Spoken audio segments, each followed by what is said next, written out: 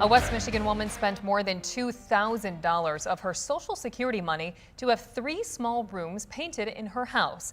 And more than a week later, it is not finished. Frustrated, she reached out to Trevier Gonzalez from the 13 Help Team, hoping our involvement might move things along.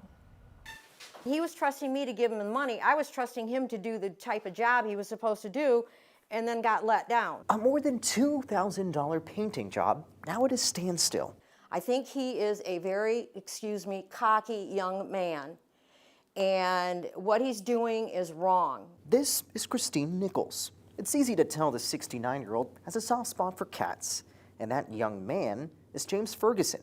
Nicholes has been saving up her Social Security checks to get work done around the house. She saw a post on a community Facebook page of someone looking for work and left a comment. But out of the blue, someone completely different ended up messaging her. Ferguson's seemingly kind message and years of experience made him out to be the perfect candidate. So when James came over, he was very nice, very cordial. I had no problems with him. He drew up a written agreement per Nicholes' request, and while it may not be a legally enforced contract, it spelled out the terms. $500 down for the cleaning, priming, and painting of 3 rooms, as well as damage repair to certain areas.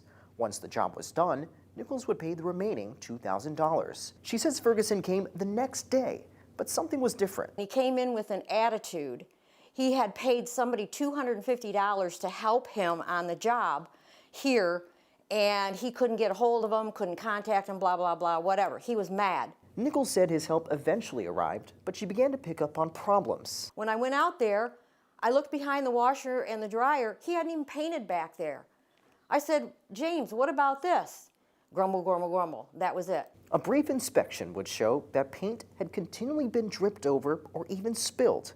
Ferguson had technically completed the foyer and laundry room, but for the 3rd room, he told Nicholes he needed an additional $300. I'm like, what?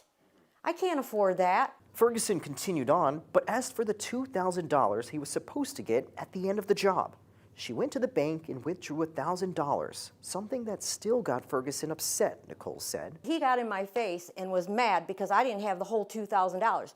Well, this tells you that the money should have been given to him on completion. She caved and went back to the bank to pay Ferguson in full. But as of now, her bathroom sits unfinished, and Nicholes is running out of hope. We just hired someone to come and do a nice job for us, and then I get all this. Call after call, our attempts to reach out to Ferguson failed every time. What started as a kind, albeit expensive offer to help, now a roughened relationship. I can't do it. And that's why I called you guys, and I've been upset because of the whole situation.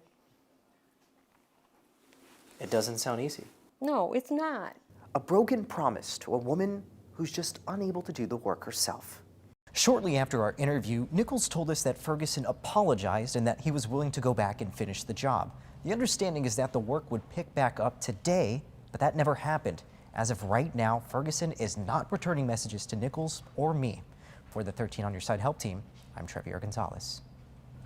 If you have something that you need help with, contact the Help Team at 616-559-1313 or email help@13onyourside.com. Pretty cloudy, typical January day.